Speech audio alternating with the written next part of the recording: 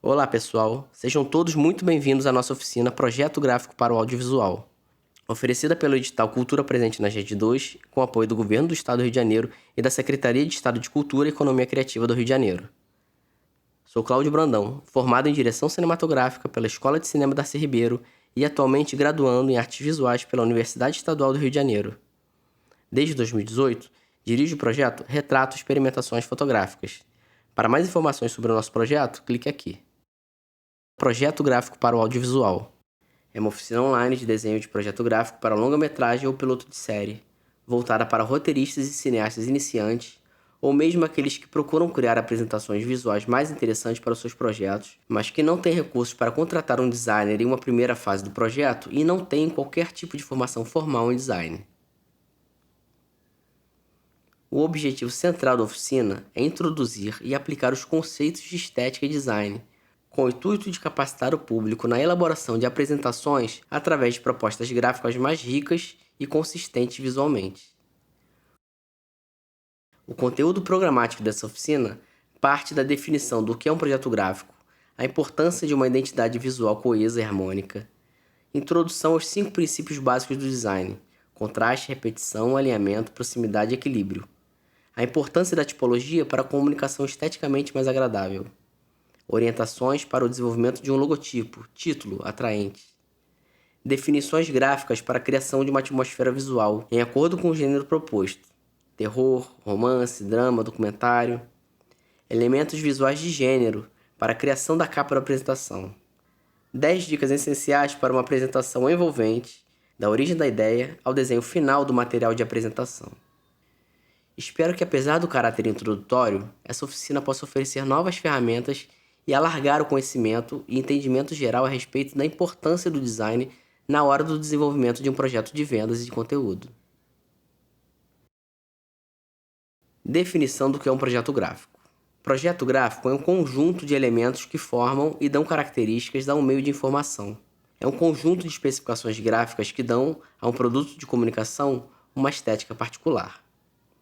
Em outras palavras, ele é a definição da estética de um produto, seja ele uma marca, um anúncio, um site, um livro, uma revista e, no nosso caso, uma apresentação gráfica de um projeto audiovisual. No jornal impresso, por exemplo, o projeto gráfico define principalmente o formato do papel, as famílias tipográficas usadas e a malha tipográfica, que vamos entender como diagramação. Um bom projeto gráfico é aquele que conduz, que vai dirigir os olhos dos leitores sem interferir na qualidade da leitura.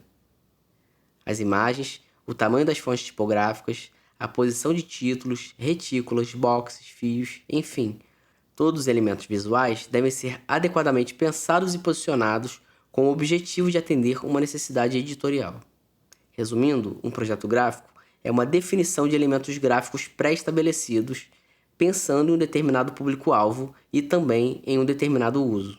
Por isso, ele requer um estudo buscando entender onde ele vai ser publicado, para quem está destinado e quem vai aplicar ou usar o projeto gráfico. A importância do projeto gráfico. O projeto gráfico é fundamental para que o potencial leitor de um projeto audiovisual se converta em um comprador da ideia. Embora o conteúdo seja essencial, o sucesso no mercado audiovisual depende em grande medida do projeto gráfico, uma vez que pode fazê-lo destacar-se em meio a tantos outros disponíveis. As pessoas decidem comprar um livro ou uma publicação principalmente pela maneira como percebem a obra, especialmente quando não conhecem o autor ou o título de uma obra. Quem nunca julgou o livro pela aparência? O projeto gráfico é a chave para despertar o interesse pelo conteúdo. Por isso, é muito importante obter um resultado que responda com fidelidade à mensagem que é transmitida no texto. Quando isso não acontece, corre-se o risco de perder uma oportunidade e que todo o trabalho do escrito não tenha devida visibilidade. Da mesma forma, o design de capas, quando não similares e de acordo com o conteúdo do texto, pode gerar confusão nos leitores. É necessário que esse design também seja pensado em termos de um segmento de público claramente definido, ou seja, pensado para o público-alvo ao qual a publicação é dirigida. Precisamos diretamente chamar sua atenção ao levar em consideração suas características sociais, culturais, de idade e comportamento. A importância de uma identidade visual coesa e harmônica. A identidade visual é a combinação de elementos visuais que refletem um nome, ideia, produto, empresa ou serviço. As cores, tipografias, formatos e até frases como slogan possuem o papel de gravar na mente do público, de forma rápida e objetiva, qual é a sua identidade visual e a sua missão. A identidade visual é, portanto, um conjunto de símbolos que representam uma empresa ou um produto, um filme ou uma série no nosso caso. Por meio das cores, elementos e fontes, um conjunto gráfico é criado para traduzir todo o conceito por trás de uma ideia. Criar a identidade visual do seu projeto é uma forma de gerar coesão entre todos os seus elementos. Para isso, ela deve seguir um planejamento e sempre se basear em estudos e conhecimento acerca do seu público-alvo. O conceito é simples, mas colocá-lo em ação requer uma análise detalhada e certeira que indique o que você realmente quer expor aos seus leitores à primeira vista. Quando falamos sobre comida, sempre usamos o ditado de que primeiro se come com os olhos, não é? Digamos que com qualquer outro produto ou serviço acontece a mesma coisa. A identidade visual é o que tornará sua ideia apetitosa para o público. Optar por um design que seja simplesmente bonito, em vez de uma imagem que realmente capture a essência do seu projeto, é o que diferencia um projeto comum de um projeto de ponta no mercado.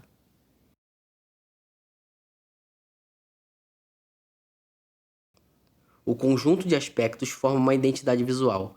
Pense nela como a personalidade de um projeto, sintetizada e exposta ao mundo. De forma subjetiva, a identidade visual é responsável por gerar fortes sentimentos de identificação, confiança, pertencimento e engajamento em relação ao seu projeto. A primeira impressão é a que fica.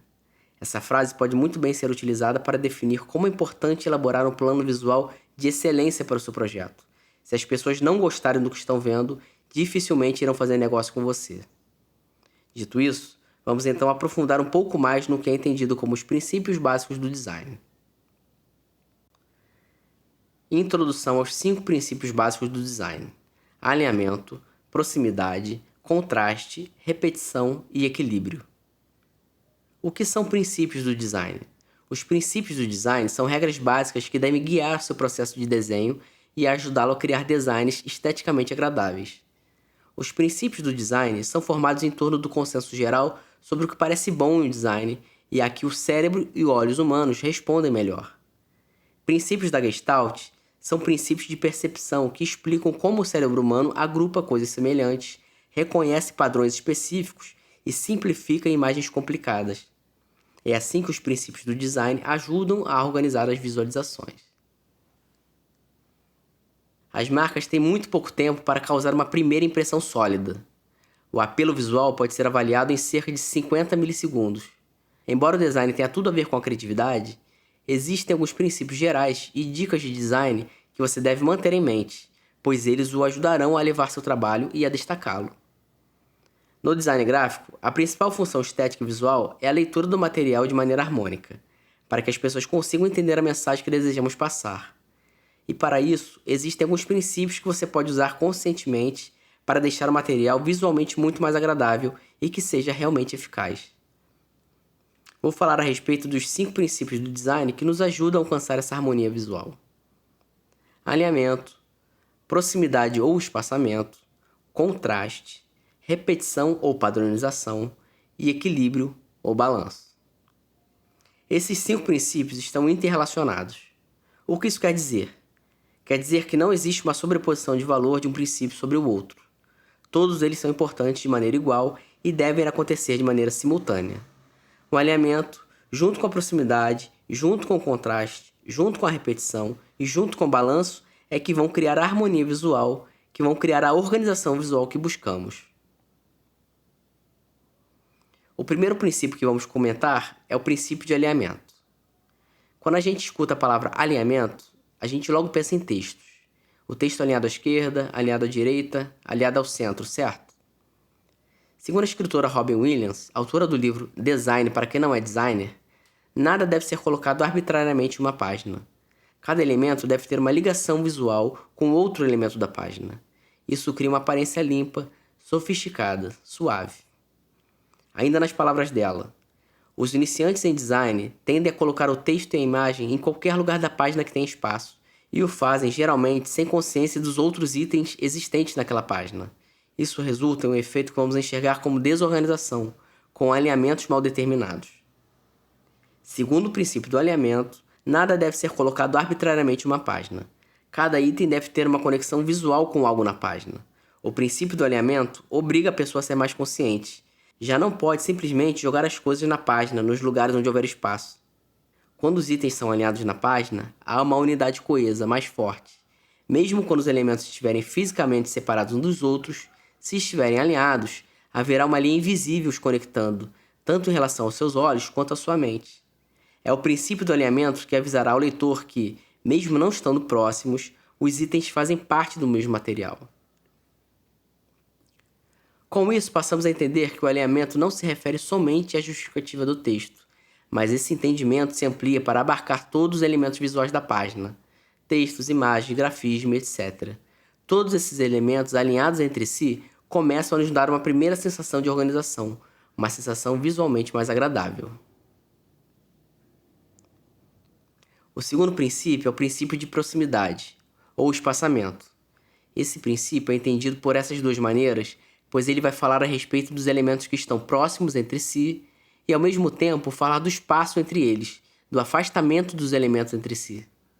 Ainda segundo a autora Robin Williams, as páginas criadas pelos iniciantes costumam ter palavras, frases e imagens espalhadas, preenchendo cantos e ocupando muito espaço, de maneira que não sobra espaço livre. Parece haver certo medo dos espaços vazios.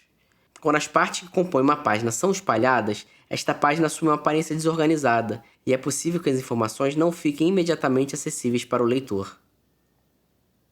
Segundo o princípio da proximidade, itens relacionados entre si devem ser agrupados e aproximados uns dos outros, para que sejam vistos como um conjunto coeso e não como um emaranhado de partes sem ligação.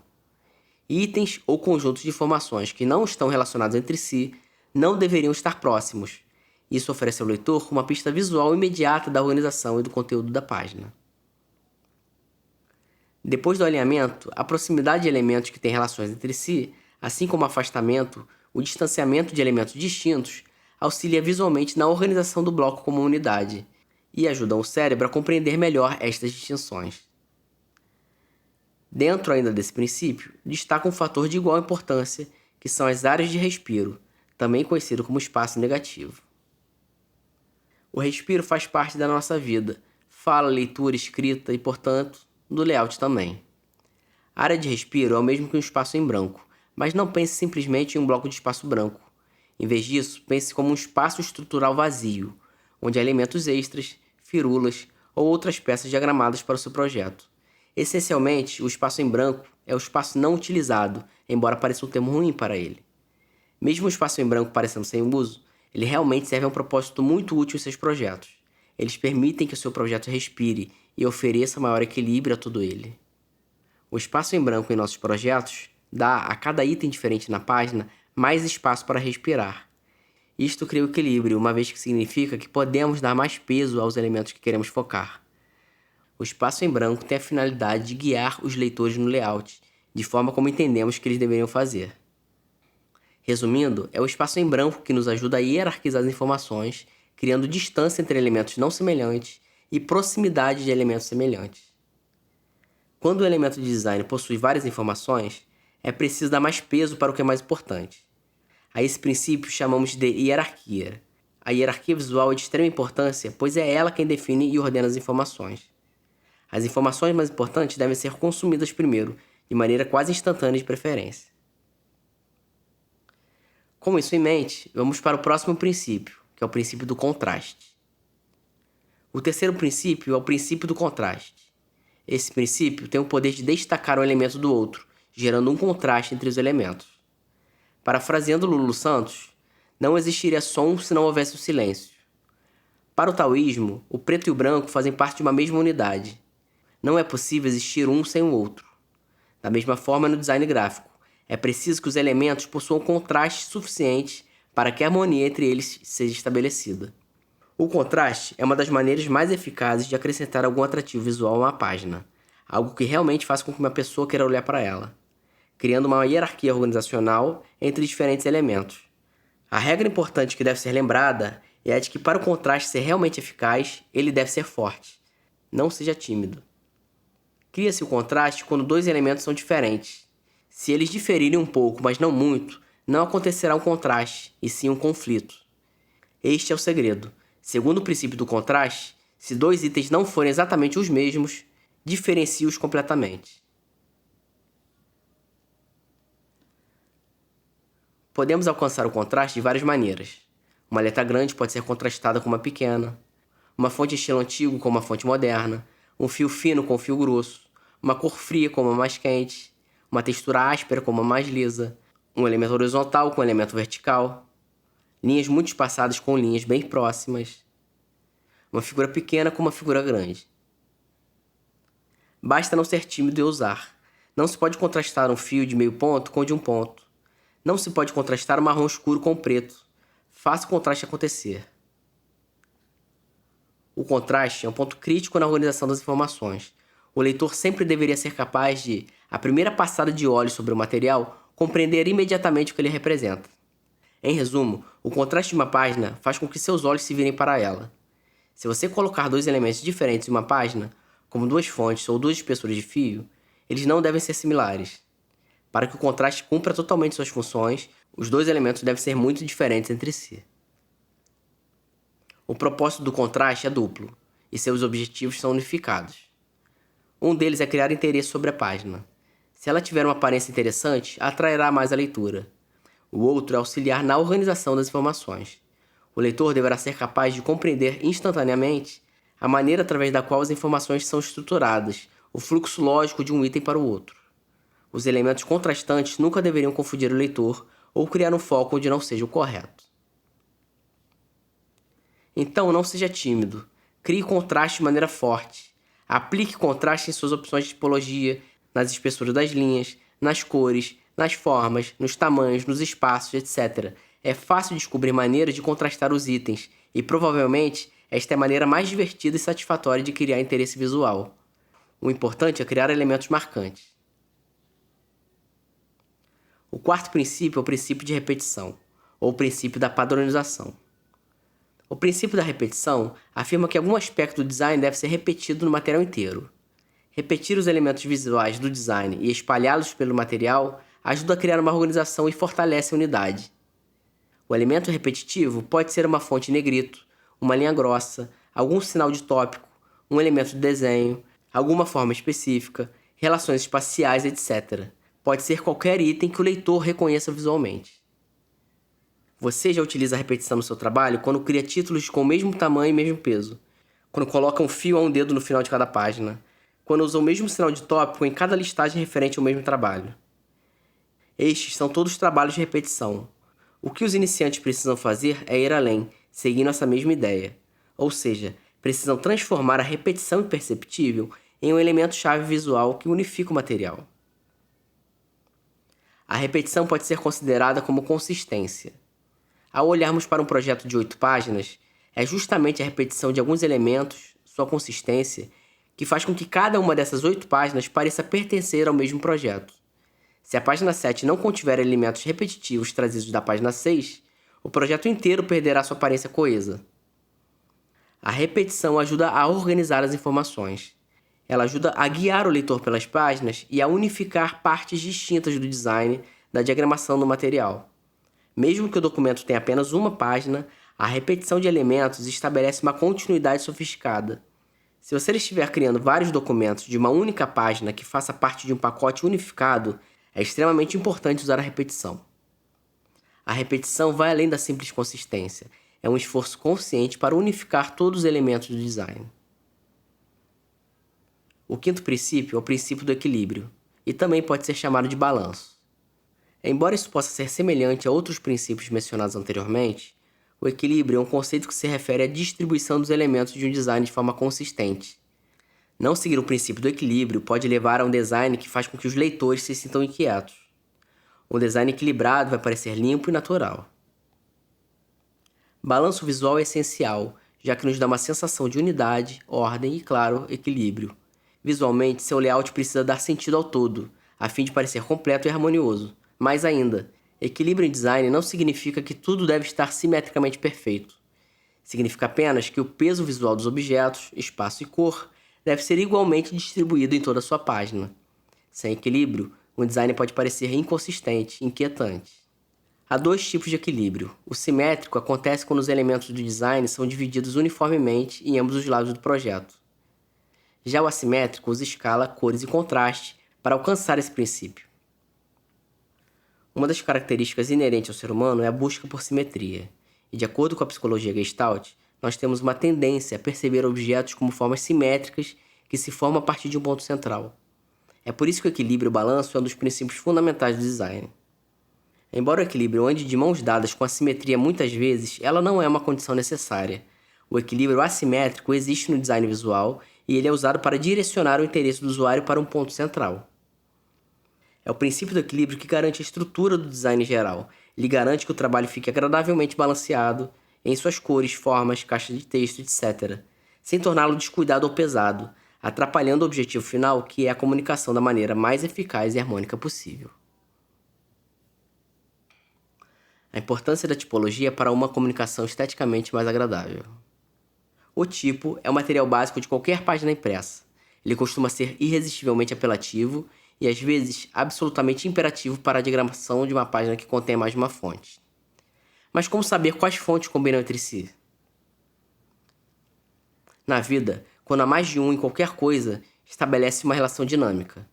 No tipo, costuma haver mais de um elemento por página. Mesmo o documento com um simples texto corrido tem títulos, subtítulos, ou no mínimo suas páginas numeradas. Nesta situação dinâmica da página, é estabelecida uma relação que pode ser concordante, conflitante ou contrastante. Uma relação concordante ocorre quando usamos somente uma família de fontes, sem muitas variações de estilo, tamanho, peso, etc. É fácil manter a harmonia da página, e esta disposição tende a conferir ao material uma estética calma ou formal, e às vezes chata. Uma relação conflitante ocorre quando combinamos fontes similares em estilo, tamanho, peso, etc. As similaridades são incômodas porque as atrações visuais não são as mesmas, concordantes, mas também não são diferentes, contrastantes, portanto, criam conflito. Uma relação contrastante ocorre quando combinamos fontes separadas e elementos nitidamente diferentes entre si. Os designs visualmente interessantes, que costumam atrair sua atenção, têm em geral bastante contraste e os contrastes são enfatizados. A maioria das pessoas tende a se perder quando o assunto é combinar mais de uma fonte em uma única página. É preciso sentir se uma fonte deve ficar maior ou se um elemento deve ficar evidenciado. Mas quando você consegue reconhecer e dar nome aos contrastes, tem controle sobre eles.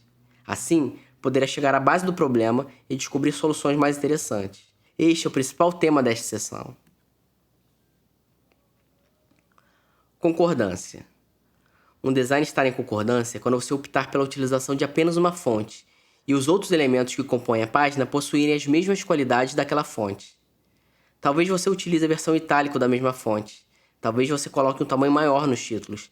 Talvez você use uma imagem ou vários ornamentos, mas a impressão básica ainda será concordante. A maioria dos designs concordantes tende a ser mais calmo e formal. Isso não significa que a concordância seja indesejável. Basta estar consciente da impressão que você criará ao aplicar elementos que estejam todos em concordância entre si. Conflito. Um design tem conflito quando se adotam duas ou mais fontes similares na mesma página, mas que não são efetivamente diferentes ou iguais. Várias pessoas tentam achar uma fonte igual a outra na página, procurando por uma fonte com aparência similar. Quando se colocam duas fontes parecidas, mas não iguais juntas, a maior parte das pessoas que olham para o material acha que foi um erro. A concordância é um conceito sólido e útil. O conflito deve ser evitado. Contraste. Faço aqui uma citação de Herman Melville, autor de Moby Dick. Não há qualidade neste mundo que não exista devido a um simples contraste. Nada existe por si mesmo. Criar concordância é algo muito fácil. Criar conflito é fácil, porém indesejável. Criar contraste é muito divertido. O contraste marcante atrai os olhos e uma das maneiras mais eficazes, simples e satisfatórias de se conferir contraste a um design é através da tipologia. A tipologia ou fonte, além de conferir um significado linguístico para uma palavra, é antes de mais nada um desenho, um elemento gráfico. As linhas retas e curvas das tipologias são formas geométricas em essência e elas podem apresentar as mais variadas características. Elas podem ser modernas ou rebuscadas, podem ser manuscritas, podem ser até desenhadas. Vou falar rapidamente sobre os principais estilos. Elas são classificadas em basicamente 5 estilos. serifada, não serifada, manuscrita, decorativa ou dingbats. Serifada. Fontes mais clássicas que possuem as perninhas nas pontas dos caracteres, as famosas serifas. Elas são ideais para textos muito grandes, como em livros, pois traz maior conforto para a leitura. As fontes mais comuns nessa categoria são a Times New Roman e a Garamond. Não serifada. São fontes mais retas e sem as perninhas nas pontas dos caracteres. Esta categoria é ótima para designers mais modernos e que precisam de leitura rápida, com placas de trânsito. As fontes mais famosas dessa categoria são Arial e Helvética. Manuscrita. São fontes que imitam a escrita feita à mão, ideais para convites de casamento, designs escolares ou qualquer outro material que precise simular que foi escrito à mão. Só é preciso ter cuidado para não usar uma fonte que dificulte a leitura. Decorativa. São fontes com algum ponto decorativo, como um coraçãozinho no pingo da letra I, ou então fontes totalmente decoradas, que formam estrelas, feitas de pontilhados. Enfim, há uma afinidade de fonte nesse estilo. Ideal para usar em poucas palavras, pois o uso em frases grandes ou em um ou mais parágrafos pode comprometer a leitura. Dingbats. São fontes que não possuem formato de caracteres padrão, mas qualquer outra coisa, como desenho ou logotipo. As mais conhecidas são a Wingdings e a Webdings, muito utilizadas para bullets, por exemplo. Além da variação do estilo, há 6 maneiras claras e diferentes de contrastar a tipologia: tamanho, peso, estrutura, forma, direção e cor. Apesar de termos visto exemplos de contrastes um a um, é difícil que apenas um contraste seja eficaz. Em geral, o efeito costuma ser reforçado, combinando e enfatizando as diferenças. Em resumo, um contraste não funciona apenas na estética do material, ele está intrinsecamente relacionado à organização e à clareza das informações colocadas na página. Nunca se esqueça que seu objetivo é comunicar. A combinação de fontes diferentes deveria aperfeiçoar a comunicação e não confundi-la. Se você tiver dificuldade para visualizar o que está errado em uma combinação de fontes, não procure pelas diferenças entre elas, procure pelas suas similaridades. Serão elas as responsáveis pelo problema. A principal regra a ser seguida no contraste de tipos é a seguinte: não seja tímido. Orientações para o desenvolvimento de um logotipo, título atraente. Assim como uma empresa procura desenvolver uma marca original que transmita sua personalidade e seus valores, na mesma medida você pode pensar que também deve desenvolver um logotipo original para o seu título. O logotipo de um título pode ficar eternamente gravado em nossas mentes. É só você pensar nos títulos de filmes como De Volta para o Futuro, Star Wars, Harry Potter, ou em séries como Friends, Arquivo X ou 24 Horas. Visualize como cada logotipo carrega em si muitos significados e transmite com muita precisão seus conteúdos. Para o desenvolvimento de uma marca atraente, um logotipo atraente, é preciso que você elenque em um brainstorm todas as qualidades e características do seu projeto. Se o seu projeto tem características diurnas ou noturnas, se ele é de época ou se passa nos dias atuais, se precisa exibir força ou sutileza, características dos personagens, da atmosfera, etc. Algumas dessas características precisam estar presentes no logotipo para transmitir a singularidade do seu projeto. Podemos pensar que o logotipo, o título do projeto, é a semente embrionária visual de onde tudo se origina. Tudo será criado a partir dele, tudo será criado em volta dele. O logotipo não necessariamente precisa ser criado a partir de uma fonte ou um tipo já existente. Ele pode ser criado artesanalmente, ou seja, ele pode ser desenhado num papel ou mesmo digitalmente. Isto, inclusive, pode dar uma maior singularidade ao seu projeto, uma aura única e exclusiva. Definições gráficas para a criação de uma atmosfera visual, um mood board, em acordo com o gênero proposto: terror, romance, drama, documentário. Nesta seção eu proponho a criação de um documento chamado mood board. Literalmente, ele poderia ser traduzido como prancha de temperamento ou painel de humor. Ele é uma ferramenta de representação visual do projeto e é composto por imagens, texto e amostras de objetos, como uma grande colagem de referências visuais em uma composição da escolha do criador. A função do moodboard é determinar o humor e a atmosfera do projeto, incluindo citações de referências. O mood board é o encontro de todas as referências visuais do seu projeto. Tenha em mente que o objetivo do mood board é reunir todas as suas referências, e inicialmente ele pode parecer muito complexo, pois agrupa muitos elementos muitas vezes desconexos, mas ele é muito importante, pois é no exercício de organizar esses elementos, por similaridade ou contraste, que você vai encontrando o desenho e a estética do seu projeto.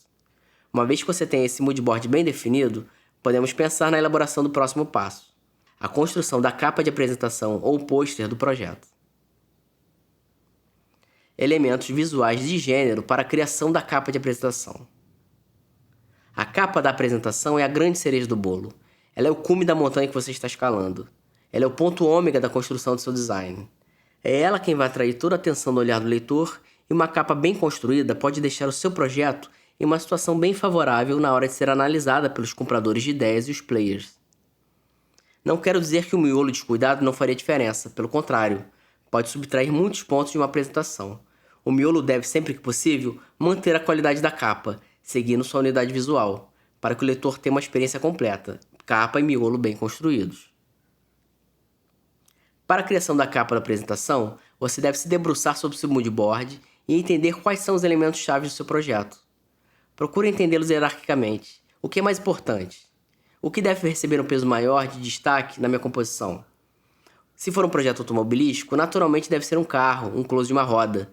Se for um projeto sobre viagens, o detalhe de uma mala, passaporte, roupas turísticas. Se for um projeto sobre investigação, lupa de detetive, mapas, provas de um crime, etc. Pense bem nos seus elementos e procure sempre se ater ao gênero proposto no seu projeto.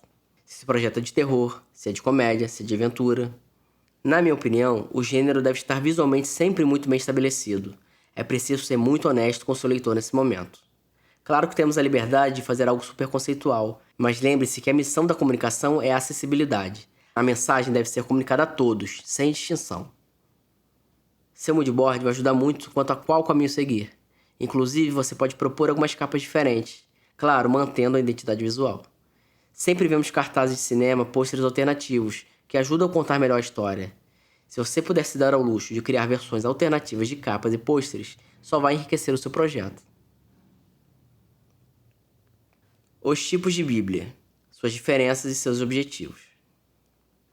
Termo bastante popular entre roteiristas e demais profissionais do setor audiovisual, mas que deixa novatos da área um pouco perdidos sem saber por onde começar.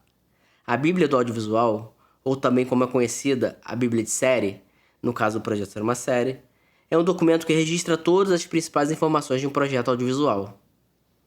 Não existe um formato de Bíblia estabelecido e, por isso, existem muitos formatos disponíveis. Vou comentar sobre 3 tipos principais na minha opinião. A primeira é uma Bíblia voltada para vendas. Ela é composta de no máximo 20 páginas e possui informações, embora enxutas, essenciais para a visualização do projeto. Na Bíblia de vendas tem logline, sinopse, apresentação, personagens, etc. A segunda Bíblia é a Bíblia de série e de conteúdo e é voltada para os roteiristas e demais áreas de produção. Ela é criada quando o projeto já está em fase de execução e é alimentada constantemente, até mesmo depois do projeto concluído. Nela existem todas as informações referentes ao projeto e funciona como um grande glossário da série ou filme. A terceira é uma mistura dos 2 formatos anteriores. Ela procura ser objetiva como uma Bíblia de vendas, mas ao mesmo tempo se preocupa em definir melhor alguns detalhes da produção. Nela pode conter provas de figurino, layout de cenários, simulações de personagens em locações, entre outros detalhamentos.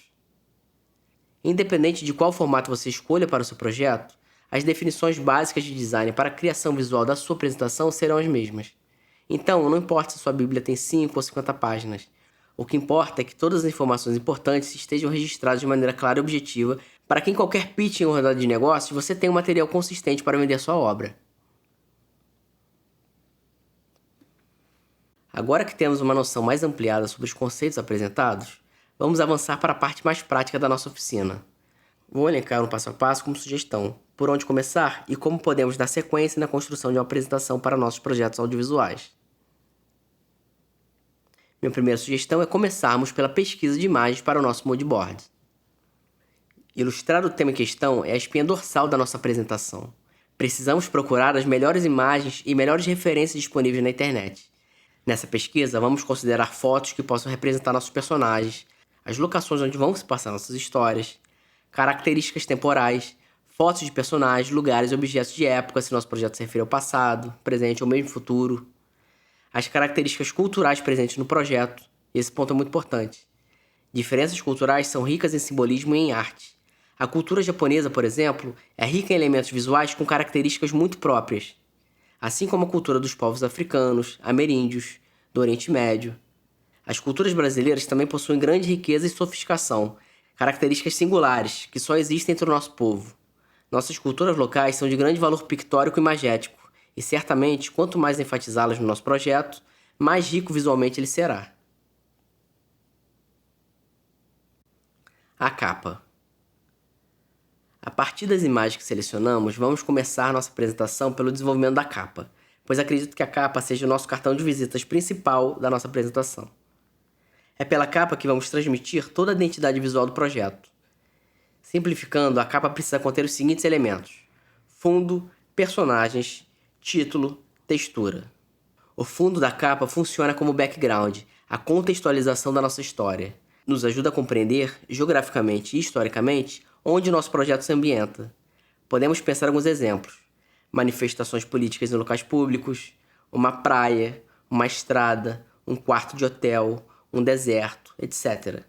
O fundo pode estar junto ou separado das figuras, personagens da trama. O artifício de montagem ou colagem é muito comum e bem-vindo nesse processo. Personagens. A inclusão de personagens na capa ajuda a transmitir as características físicas e psicológicas das pessoas da trama. Ajuda a descrever visualmente os perfis dos nossos personagens. Um detetive, um policial, uma jornalista, um camponês, um jogador de futebol, uma médica, um palhaço, etc. Os personagens, junto com o fundo que escolhemos no passo anterior, definem praticamente a atmosfera do projeto que desejamos retratar. Título. O terceiro passo da construção da capa é o desenho do título. Como dito anteriormente, o título carrega características fundamentais da trama e ajuda a consolidar o assunto que tratamos. É preciso que o design do título ajude a contar nossa história. As imagens que definimos na nossa pesquisa podem ser um bom pontapé para a elaboração do título. Muitas das nossas imagens trazem informações por escrito e podem servir de inspiração para a escolha da nossa fonte tipográfica. Existem bancos de fontes gratuitos como o site dafonte.com. Textura. O quarto passo pode ser opcional, porém o estudo da textura pode ajudar muito o visual do projeto. A textura ajuda a dar uma ideia de profundidade, ajuda a dar materialidade ao projeto, a torná-lo mais tátil, a dar uma ideia de que ele existe no mundo, principalmente numa época onde experienciamos muita virtualidade com os aparatos digitais. A textura pode ser a de um papel envelhecido, por exemplo, ou um papel novo, ou uma parede, ou uma malha de tecido, ou um asfalto, ou uma madeira. A textura materializa os elementos da cena. Uma observação importante. Lembremos da importância do peso dos elementos, como mencionamos anteriormente. Quanto mais distribuímos os elementos a partir do peso, melhor definida fica a hierarquia dessas informações. Em alguns momentos, o peso maior dos elementos deve ser o título. Em outros momentos, um personagem. Em outros momentos, algum objeto. Tudo vai depender do projeto que estamos vendendo. O uso do contraste é uma boa ferramenta para definir esse peso e esse destaque. O miolo. O passo seguinte da elaboração da nossa apresentação é a construção do miolo. O miolo da apresentação se caracteriza por ser uma área de informação textual, ou seja, a função principal é a informação de texto.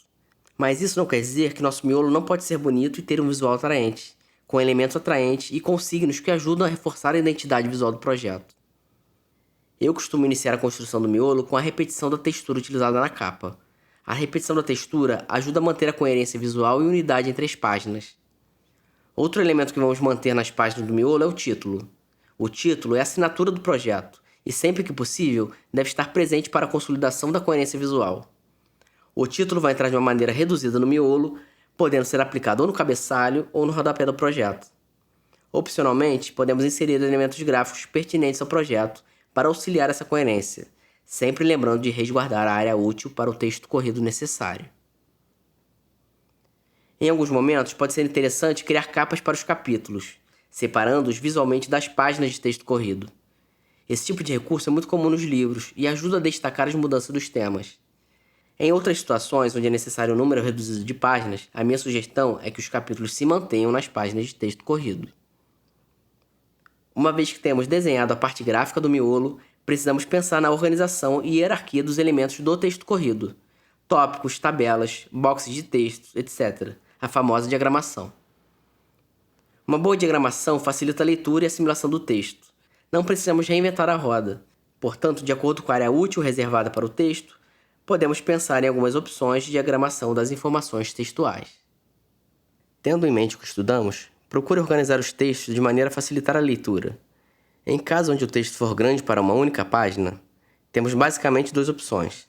Podemos tentar simplificar e reduzir o texto, para que ele fique disposto de maneira agradável, com certo respiro. Mas se esse não for o caso e ele precisar entrar na íntegra e não há muito espaço disponível, prefira dividi-lo em duas páginas. É melhor um texto dividido em duas páginas, mas com certo respiro, do que um texto em uma única página onde todos os elementos ficam apertados. E assim seguimos página a página do nosso miolo. Para encerrar a apresentação, eu gosto de criar uma contracapa.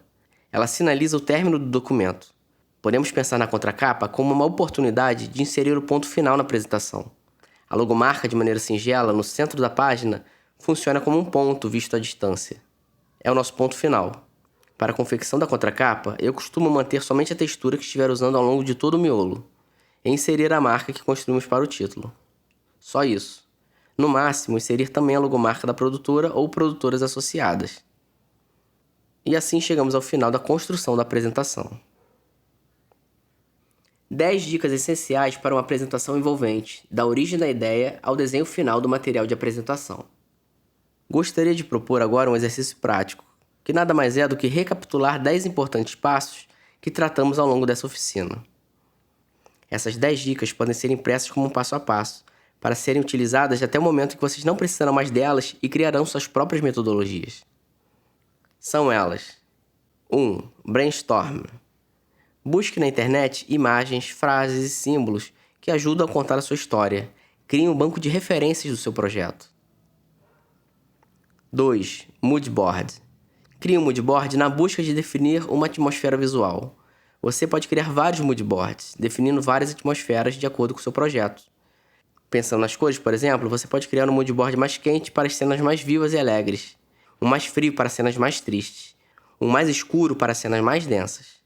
Fica a cargo da criatividade de cada autor. 3. Título ou marca. A partir do que já foi criado até aqui, é uma boa hora de pensar na identidade do seu título, de torná-lo único. Esta etapa é uma boa hora de pensar na construção da marca do seu projeto. 4. Personagens. É muito importante dar forma aos personagens, encarná-los em forma humana. Usar fotografias é uma maneira muito simples de sugerir como seriam fisicamente esses personagens. Outra maneira muito interessante é apresentá-los em desenho, como numa graphic novel.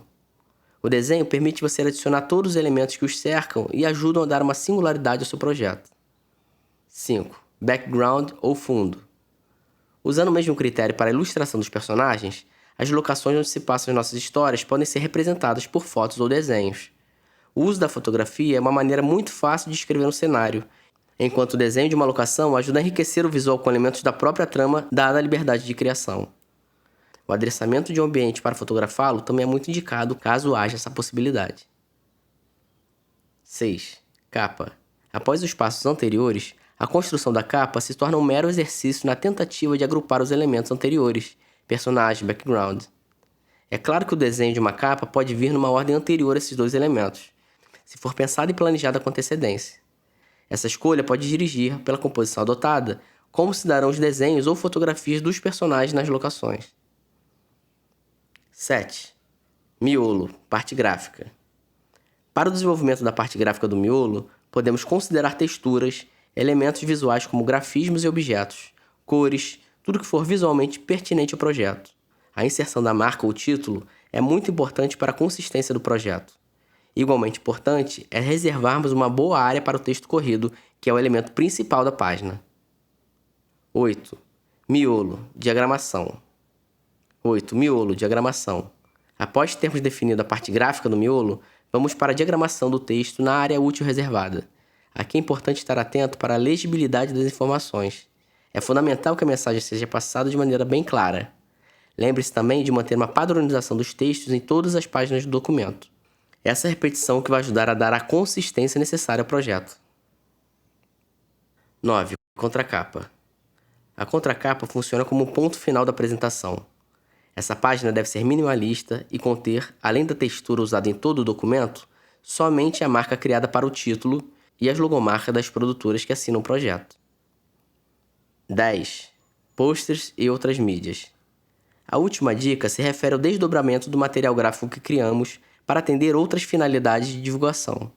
A partir da capa da apresentação, podemos criar posters, cartazes, convites, material que possa ser divulgado em mídias sociais com os mais variados fins. E assim chegamos ao fim dessa oficina. Espero que todos se sintam capazes e seguros para se aventurarem nesse universo criativo que é a criação de um projeto gráfico para as suas obras.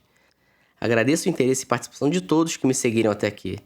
Deixe o meu contato de e-mail para trocas pertinentes à oficina. Gostaria muito de ver o resultado de vocês e ficaria muito grato em auxiliá-los em suas dúvidas. Muito obrigado pela participação e até a próxima.